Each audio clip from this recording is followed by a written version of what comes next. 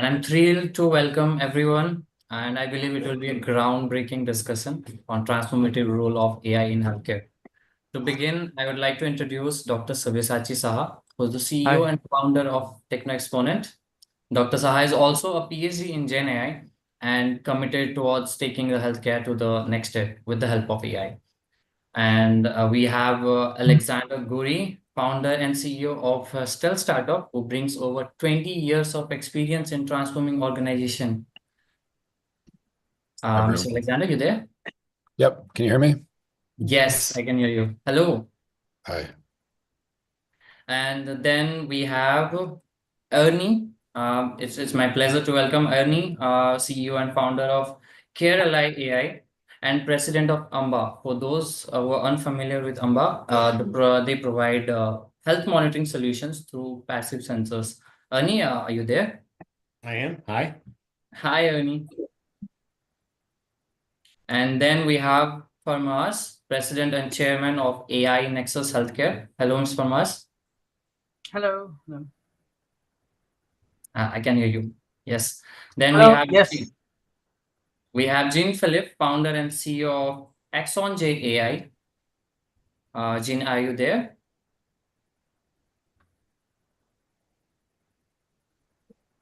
No. Yeah. All right.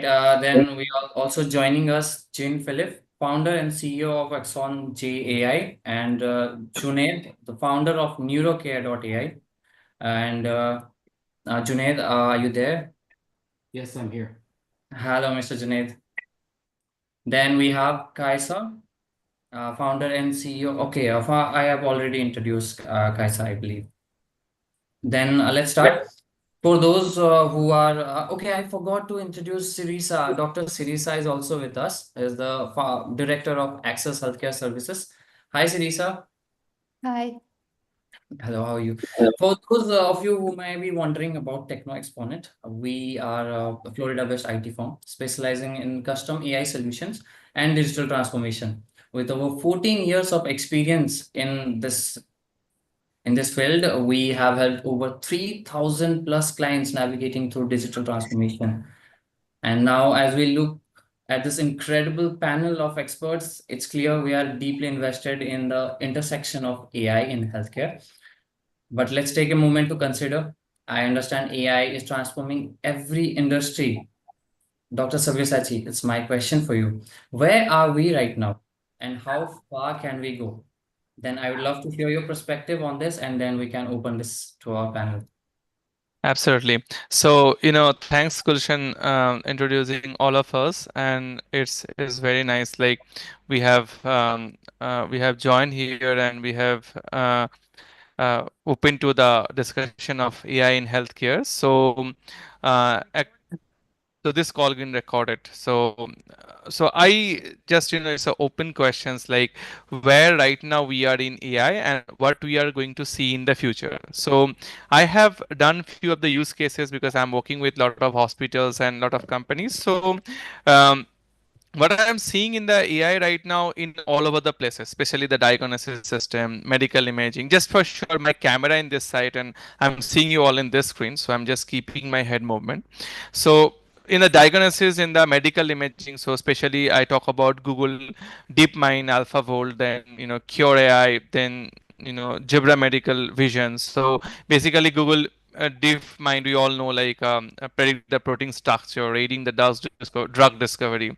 Cure AI is kind of interpreting the chest X-ray or brain CT scan. Then Jebra Medical Vision is kind of a AI powered radiology and diagnosis system. So this is a lot of different fields we are using in diagnosis and medical imaging. And personally, I'm also working on a project for Boston Children Hospitals. They are actually helping the surgeon, heart surgeon, who are normally doing the children heart surgery. So most of the time they face an issue like which part of the heart they belongs to when they are doing a real time operations. So and its problem is coming decade after decade. But what we are doing right now that we are actually lot of DICOM images we are training, and once the DICOM image get trained, then in a real-time image processing, through image processing, that particular heart portion would be showing to a bigger screen, and with a real heart model to be shown and pointing out which portion of the heart doctor is. So this is also innovative ideas we are building for Boston Children's Hospital. So not only us, like lot of companies are working on AI in AI diagnosis, medical imaging, then personalized treatment plan, and so on and so forth. So still a lot to go, but right now, at least I would say, like for many of the company, bigger company, middle-sized companies, and company like here, a lot of AI researcher, AI companies in the healthcare are available. They are also contributing a lot into the AI to making the AI, making the healthcare in the next level with the help of AI. So that's my perceptions, and I would like to throw those questions to our all of the panelists. So any of the panelists can introduce what they are feeling like, how AI is helping in the healthcare, and which of the section still we are lacking where AI can come and make a solution. So we can come to a conclusion of discussion like this might be in the future section. So I was actually at JP Morgan conference in San Francisco, arguably one of the largest conferences where pharmaceutical companies come all from the United States. And to be honest with you, given it's been from JP Morgan, they actually bring CIOs, CDOs, chief medical officers. One of the biggest change I saw as compared to last year conference to this year conference is a clear indication that AI is no longer exciting. Actually, CIOs and CDOs came to me and asked, Junaid, hey, how do I implement this? What should be my priorities in implementation? And if this is my budget, what should be my first priority in terms of implementation? So what I'm seeing is that very truly, this is the year. We have been building AI for the last 10 years. The question is it really in the wild? Is it actually saving lives and limbs? Is it actually doing the diagnosis and detection? I think the biggest change I saw today, 2025, is what I consider the year of implementation of artificial intelligence. I'm not going to answer the future. To be honest with you, I don't know how to predict it. So I'll let anyone else answer that.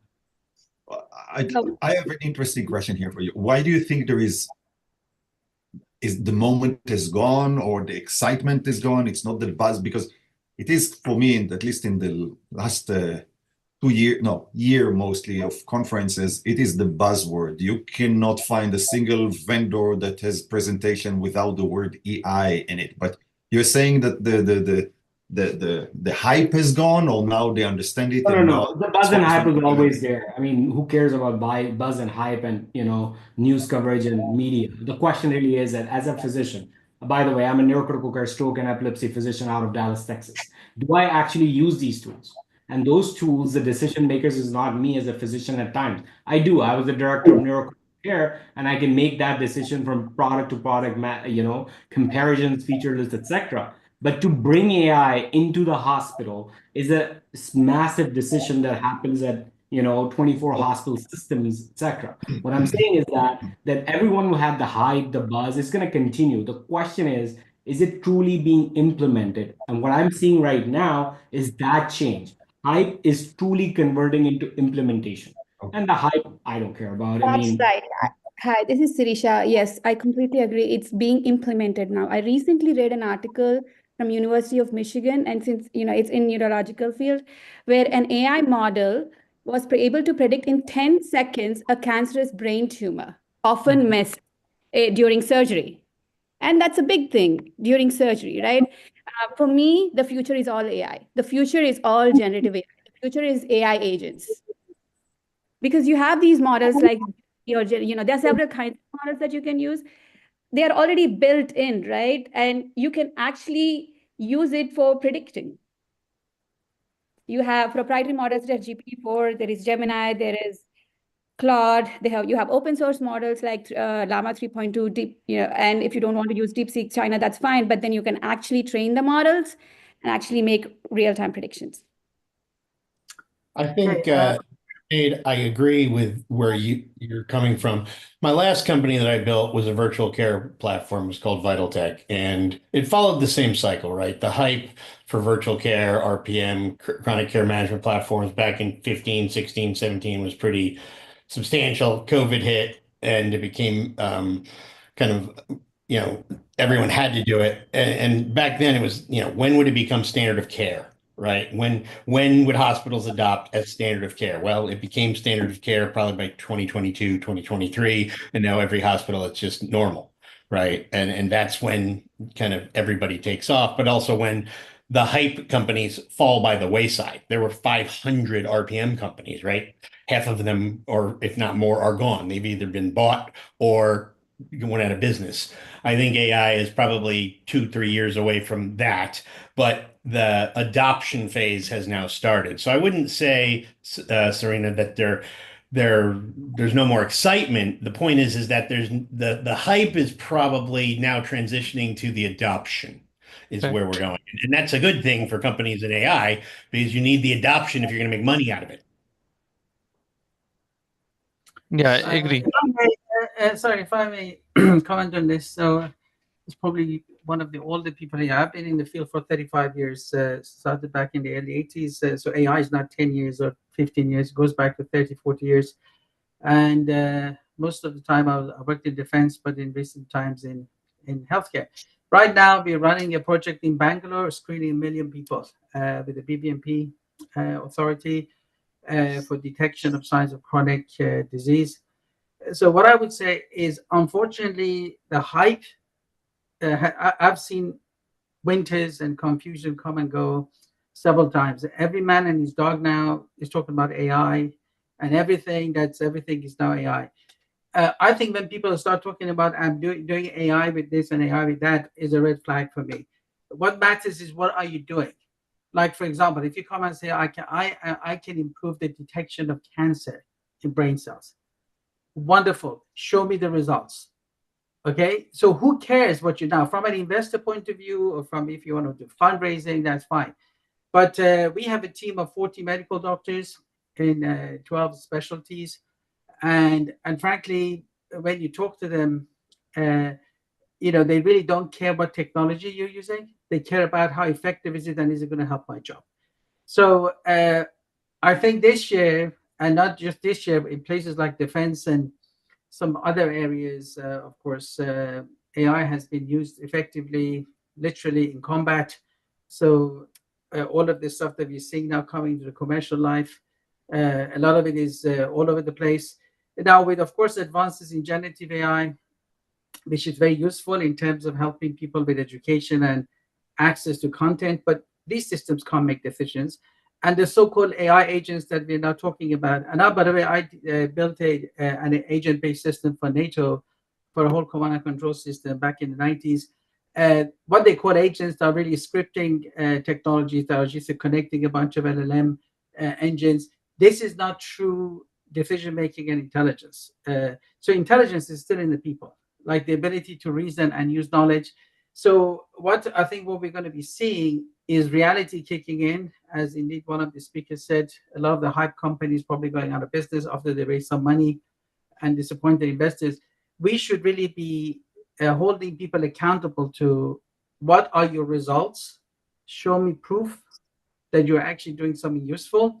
And once you've demonstrated, if you like, through a pilot or a project that actually shows results, then I think you have a good chance of getting adoption. What I do see, just not talking about future too much. Actually, a little bit disagree with that. I'm just going to be honest with you. So number one, what is the real difference between a model and a product? So model is you can cook it in the lab. We do 1,000 models a day. It doesn't matter. We have a foundation model. We can bring it up. The difference between a model to convert into a product is actually essentially the biggest thing is regulatory approval. So if your product is not, if FDA software as medical device class 2A clinical decision support system, then and then only you can call it to be in a real life. In my opinion, the biggest hurdle for companies getting to that process, basically jumping from a model to product. But I do agree with you that what we consider here in, that high stakes AI, there are essentially two, military and healthcare. And those are the two domains that you're absolutely right that requires additional rigorous testing. I mean, I've gone through the FDA process. Believe me, they gave me a colonoscopy, my whole team, and my company. They wanted to know if my company is really able to deliver AI in a cyber secured, privacy preserved fashion, also on multiple age, multiple genders, multiple imaging manufacturers. So again, what I'm saying is that you're absolutely right. I completely 100% agree that high stakes AI requires much bigger, rigorous testing as compared to other AI. Right, but by the way, I'm not sure what you disagree with, because what I was saying is that companies need to demonstrate effectiveness before they can deploy. I wasn't talking about models. By the way, a lot of people think AI is about machine learning and models. There's a whole much larger area of AI. That's only 10% of artificial intelligence.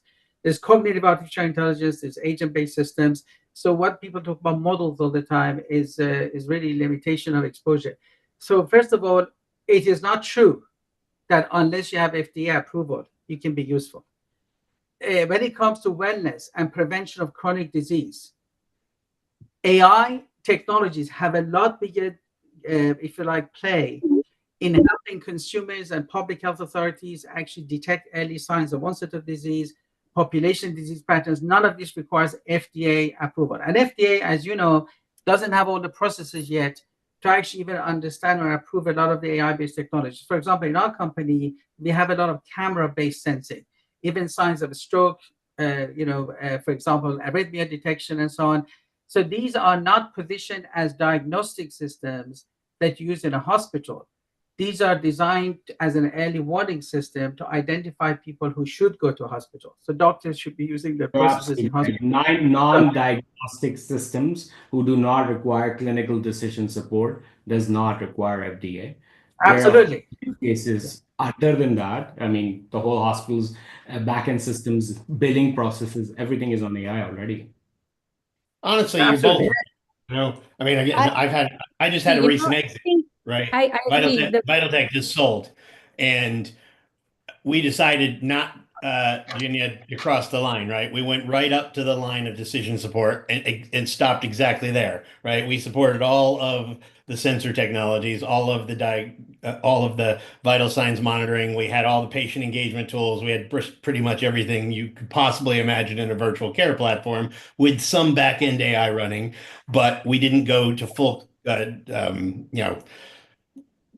clinical decision support because we didn't want to cross the FDA line, but we had massive outcome data, right? We had 80% reduction in rehospitalization across thousands. And you helped, right? And you brought effect. You helped the effects. And healthcare once we had that with 3 big hospital systems, we won 50 more, right? But you had to show those, fairly significant outcome improvements across a controlled study of populations.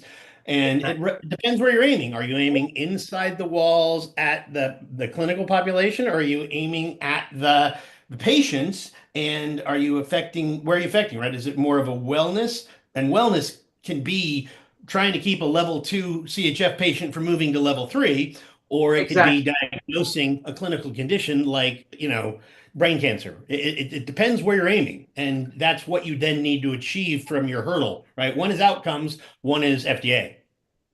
100%. And actually, that's where, honestly, I want to really be very careful in understanding that when you are talking about disease diagnosis and detection, you essentially need FDA approval.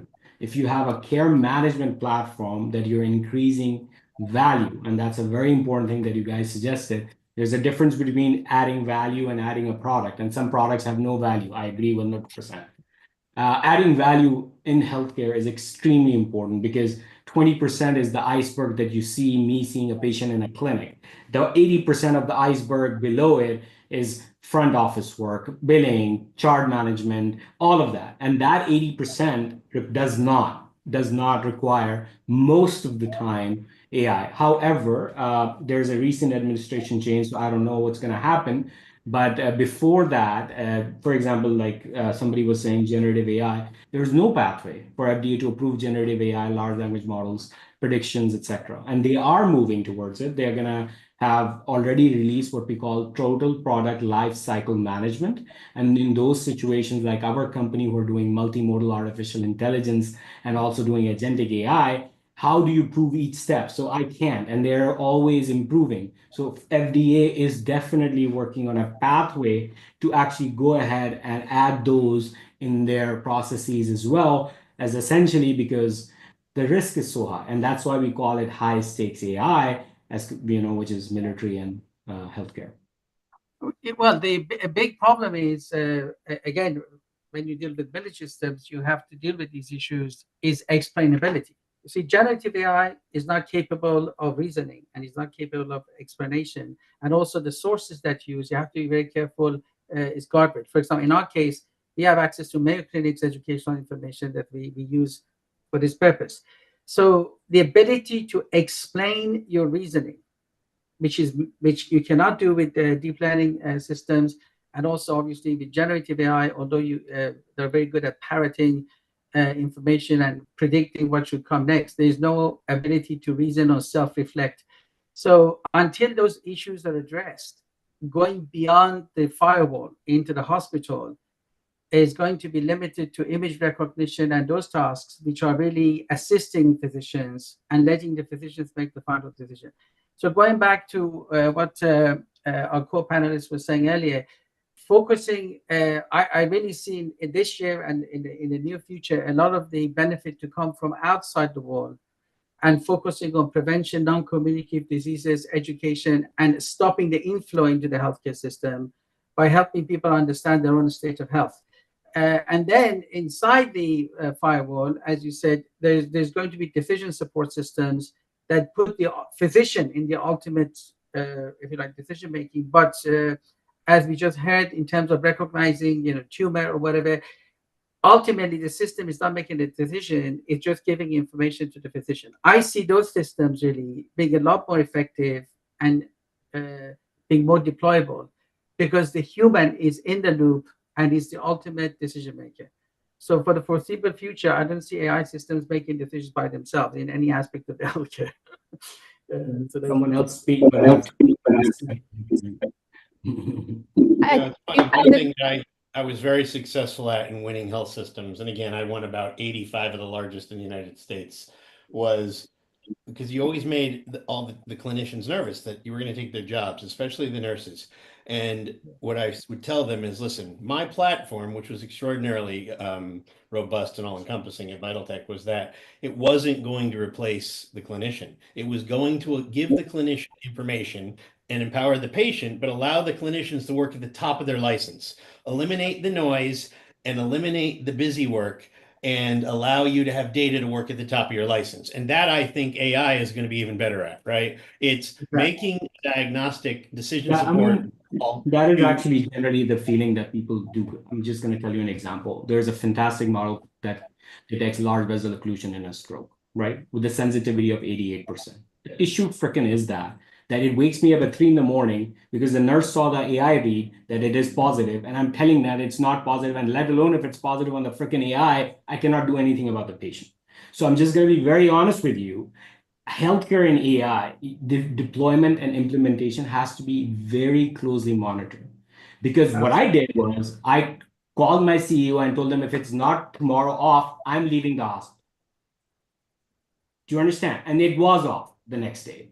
So the question is that people think that they are deploying solutions that are helping physicians. They're not. They're hurting us. Just to let you know, it is insane that how hard it is to put proper implementation of health AI in healthcare and how to design systems. And I believe that your system was Ernie was fully fledged platform where they had multiple levels of alert systems, etc., with nursing review, which is already up and then escalating, which clearly what you're suggesting. But still, people have to understand AI in healthcare. It is a very huge implementation issue at the right point so that it creates, again, by Firma's beautiful words, bring value and not burn. Oh, you're 100%. Managing by alert is catastrophically bad, right? It's really looking at trends and taking action at the right time, directing it to the right person so that you're not driving the doctors nuts. I mean, yeah, you've got to eliminate the noise, not create quite a bit more, and that's really critical, right? Absolutely. You want to help the doctor by getting them to focus on the right stuff and not being overwhelmed. Most doctors are already overwhelmed with the amount of work. The last thing you want to do is flood them with alerts.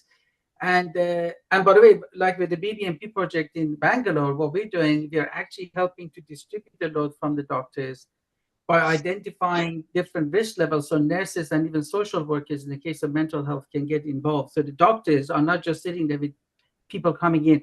They have 163 doctors responsible for 1 million people. There's no way these guys can do anything.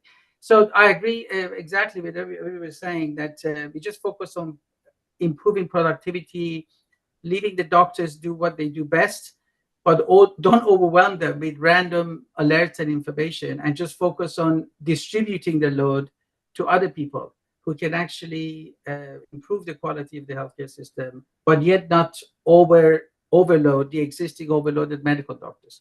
So that's the challenge. I think AI is now a commodity, including especially the large language models. But the mode, the business mode, is going to be finding the right user experience for the proper implementation. And I agree with you 100%. Amazing, JD, amazing. I was looking at your website. I got to believe, just like what my company's doing, you're not using the LLMs to do what you're doing, right? I mean, you might be talking to the LLMs as a every now and then, right? But again, what most of what we're doing is inside our own moat, and we occasionally talk to the LLMs to get context or provide some persona-based communication back. But the LLMs aren't accurate enough. You can't use them for medical information. 100%. Yeah, I'm talking to you, G. Okay, great. Well, we have another question coming from one of our viewer. That is, how free is AI from bias in critical health analysis? And this question is coming for Mr. Alex. Mr. Alex, are you there? Yeah. So the question is, How free is bias, AI from bias how in health, frequent? critical health That's analysis? that's fairly ambiguous because it depends on what AI system they are. Is it homegrown? Are they using GPT-4 or Claude or DeepSeek? Right there, I would say if you're thinking about things like radiology, I think it's improved dramatically. So, and I think if you think about things around like carcinoma identification, it's improved quite a bit. But like I can't say, it's going to have a 80% sensitivity rate on it, right? Or specificity rate, right? Like, so, I don't know. I don't know if anyone else wants to jump in. I think that was the point I was trying to make, right? If you're relying on the large LLMs for 100% accuracy and no bias, you're still going to fail. You've got to have your own models or your own IP, I think, and techniques to screen that out because they're not good enough yet, right? There's still hallucinations and there's still bias. And again, at my company, we spend most of our research and most of our time eliminating that. And there's lots of techniques how you do that in medicine and in defense, because those are the two places we spend all of our time, because you can't be wrong. And that's critical. But the LLMs aren't quite there yet. And I think they're a couple of years away. And it's still not going to replace human judgment on critical medical decisions, right? Like it's 100%, still 100%. it's not gonna do that yet, right? 100%. It still requires human intervention. Yeah, what we do, we use our cognitive AI engine, which originally developed for defense. It has a multimodal AI engine. It basically engages with the LLMs that we use, which are loaded with Mayo Clinic contents, but we use the linguistic capabilities of the LLM in order to communicate in different ways to different users. For example, you're talking to someone who's got like a PhD in biology, you talk to them differently than someone who, has got high school education, and in different cultures. So we actually use the linguistic capabilities, and our engine instructs the LLM what content to serve only for education. And the content is guardrailed, and it comes from like Mayo Clinic, as opposed to the general World Wide Web, which, as we know, especially in medicine, it has many biases. Most of the research has been done on young white males, and minorities, women, and many disease factors are actually not even represented properly. And of course, all the garbage that's on the internet. So anybody who uses ChatGPT for health advice, God help them. So I think that's what I would say is, don't use it for medical advice, but use it with whether you use RAG or some kind of a guardrail content, uses linguistic capabilities, and as our co-panelists were just saying, make sure what you're feeding it is content that is you've controlled. In that way, you can reap some of the benefits, but don't get carried away thinking, you put an interface on ChatGPT and all of a sudden you have a medical advisor, because you're going to kill people. So as simple as that. I think all three questions are very related. So number one is explainability, number two is bias, and number three is accuracy. And then let's just distinguish it, because we try to move and, so one is vision, which is computer vision analysis, pixel by pixel. And then the other one is generative large language model. So let's just come to first the vision and turn about explainability. I do not give a damn about it, because at the end of the day, it's a co-pilot. It's going to tell me, and I'm going to look at the image. The real question is, you come to me and tell me that, hey, this MRI looks, I'm going to come and tell you that this MRI may look like, some problem in hippocampus, and that's causing epilepsy. Where is my explainability? It's total BS question. And I understand it's a dark box. So what? At the end of the day, I will be actually hitting the button accepting the result or not. And that's at least true for now. Now we come to the second problem, bias.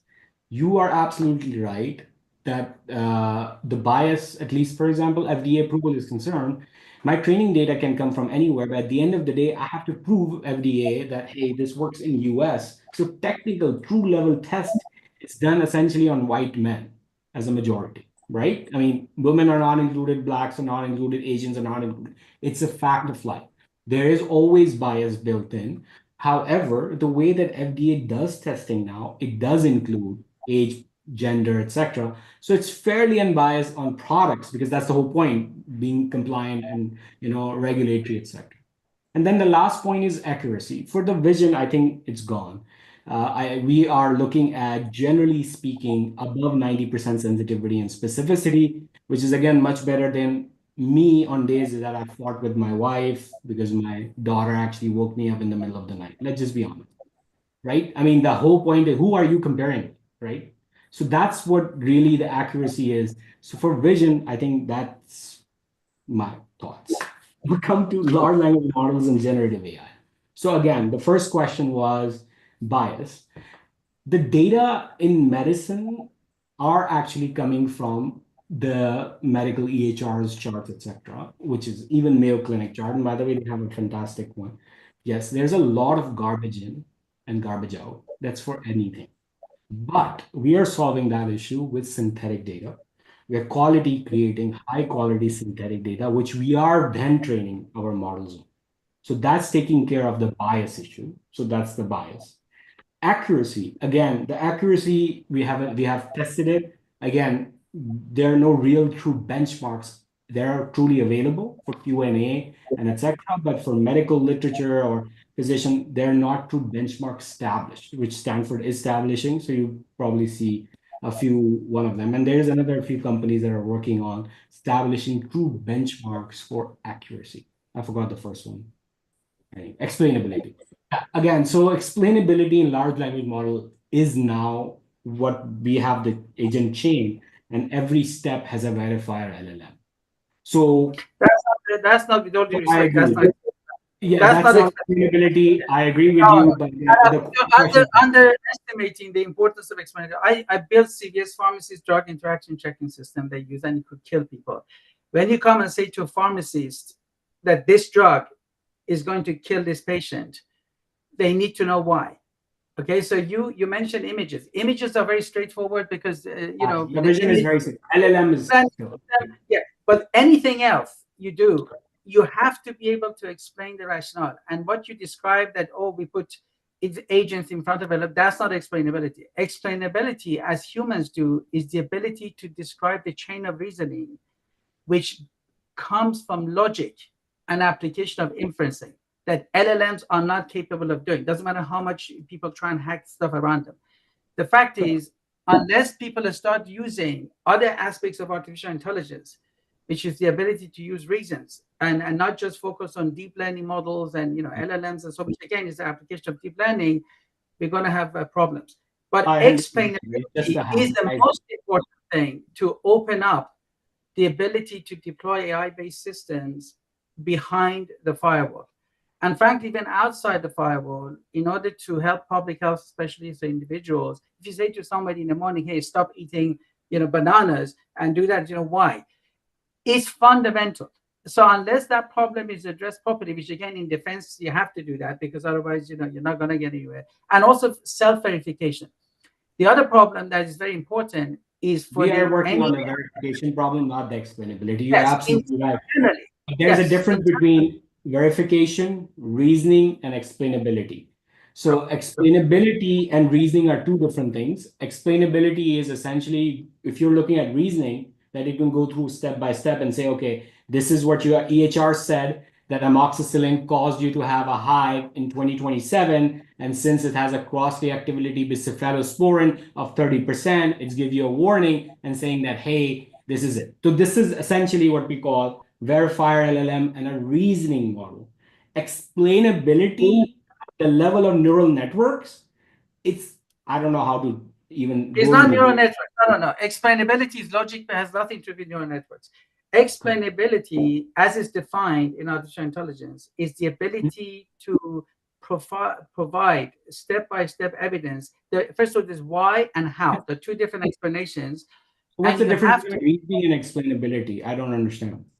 Explainability is okay. There are, first of all, two types of explanations. Why something is recommended, which is really, oh, this is zero. Well, I detected this, I detected this. The other one is how it was recommended, which is really the steps in reasoning. Okay, again, when you build defense applications on these things are important. What I'm saying is that people have a superficial understanding of artificial intelligence as a field, and they're just using tools. And often people are not fully qualified using a tool. As my Danish friend used to say, a fool with a tool is still a fool. So we need to make sure people are properly educated in the proper use of the artificial intelligence tools. They understand the weaknesses and limitations, which unfortunately all the hype and everybody jumping up and down and saying I'm using AI is not helping. So I think in a few years, the true people who actually are truly delivering value, again, I go back to value, because if you improve the workload of a physician, improve his quality of decision making, whether you have a bunch of monkeys sitting in a room or using AI, it's a question of cost and the scale and so on. The question is, are you actually doing good? Are you helping some business objective or criteria? I think if you just focused on that and define metrics for validation, and then a lot of hype and stuff would just go away. And then, do you need explanation in order to do validation, or do you need human expertise? All of that comes in. We need to focus on metrics and criteria for validating. And once that is done in healthcare, I think we'll see a lot more progress in terms of deployment. I 100% agree. We need a bunch of better benchmarks, especially for large language models like ELO and everything in the real world that they compare for reasonings, GLO, etc. In healthcare, they are significantly missing. I really appreciate that you mentioned it. Great conversation. And Miss Kesia has joined the call.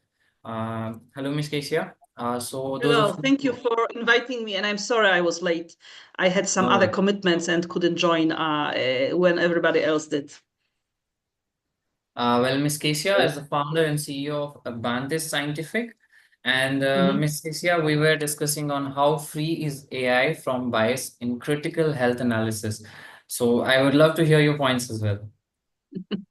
So I think that many things have been said already. So I don't want to repeat myself, especially because I was not around when most of the discussion happened. But I think that I definitely agree with the fact that AI is not free of bias. I think that we need to make sure that AI augments physicians, doesn't really replace their decisions. But I don't think it's happening as yet. And as long as physicians and other clinicians are in charge of the diagnosis, treatment, etc., AI should be just an augmentative tool.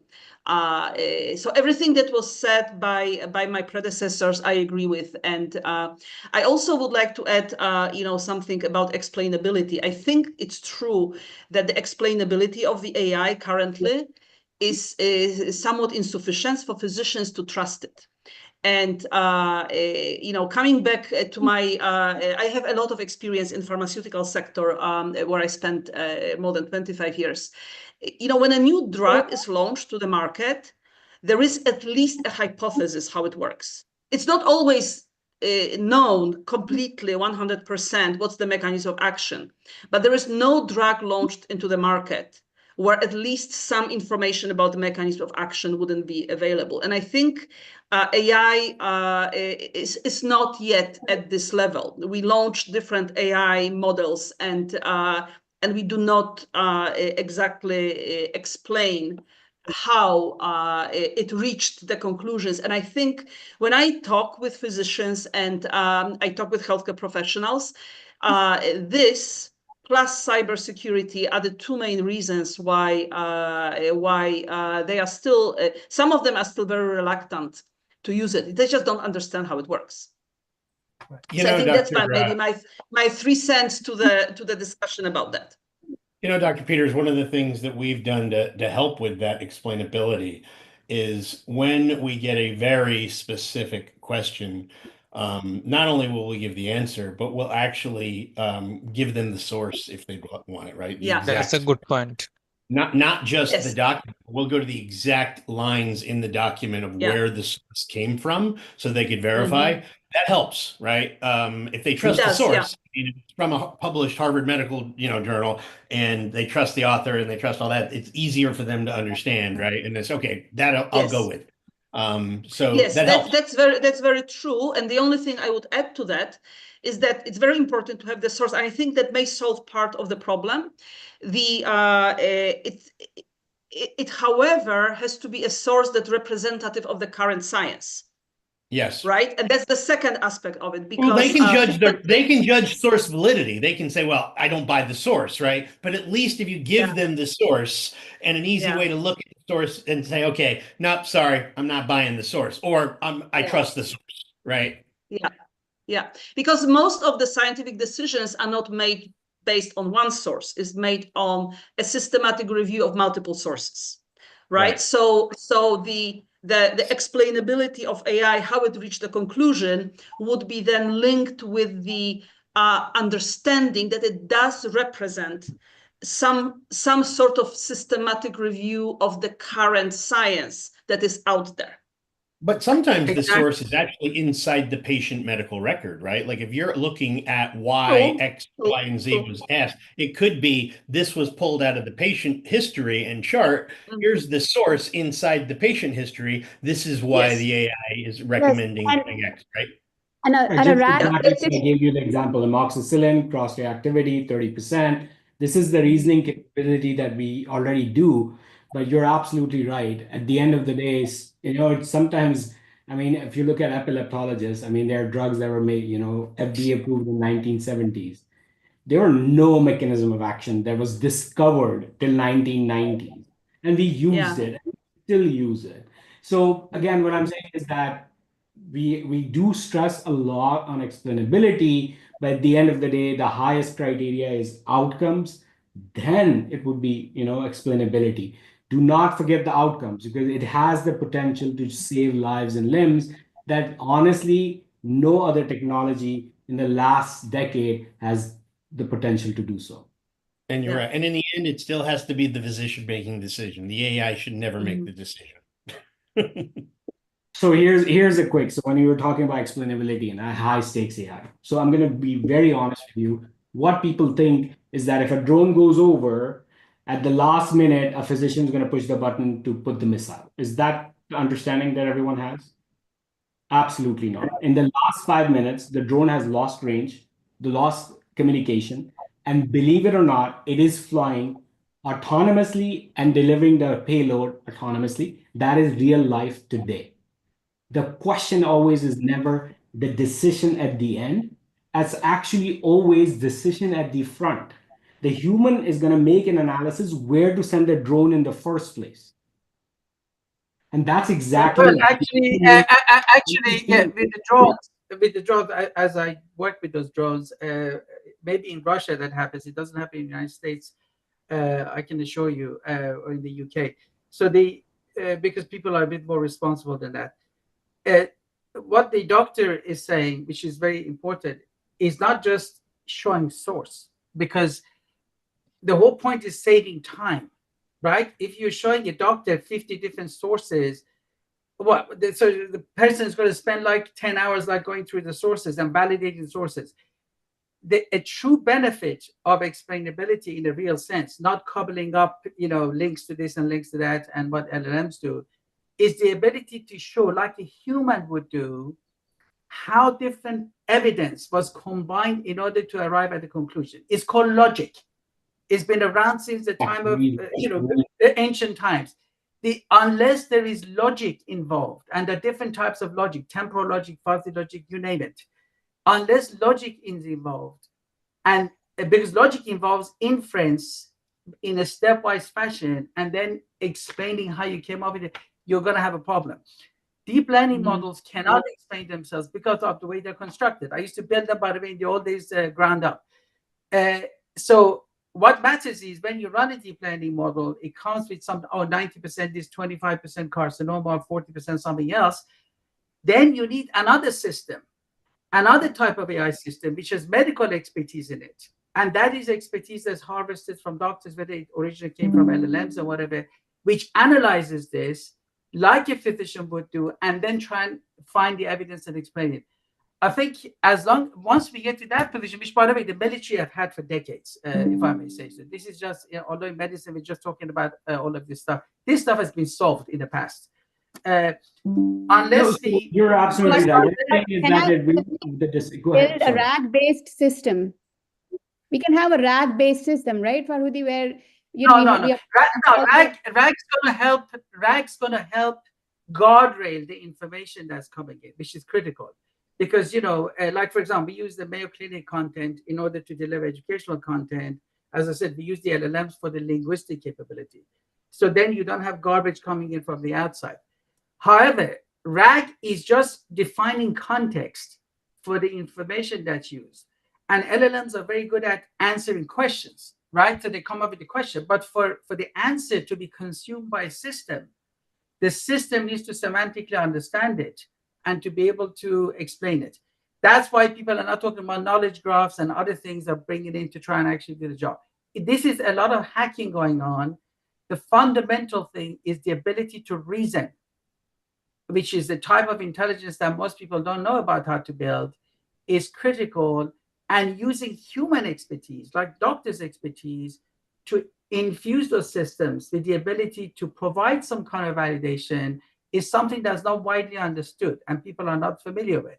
So people need to get better education in what the broad field of AI is. And going back to the doctor's point, we need to respect the ability to save time. You have to explain what you're doing. Now, how you come up with the explanation depends on what you're doing.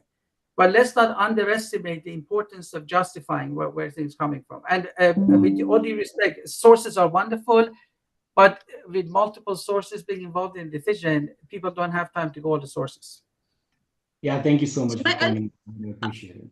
Yeah, I'd like to maybe add one point to it, is that, for example, when physicians make decisions, in principle, we should be based on the evidence-based medicine, right? Which is quite an old concept, but still, alive and very relevant.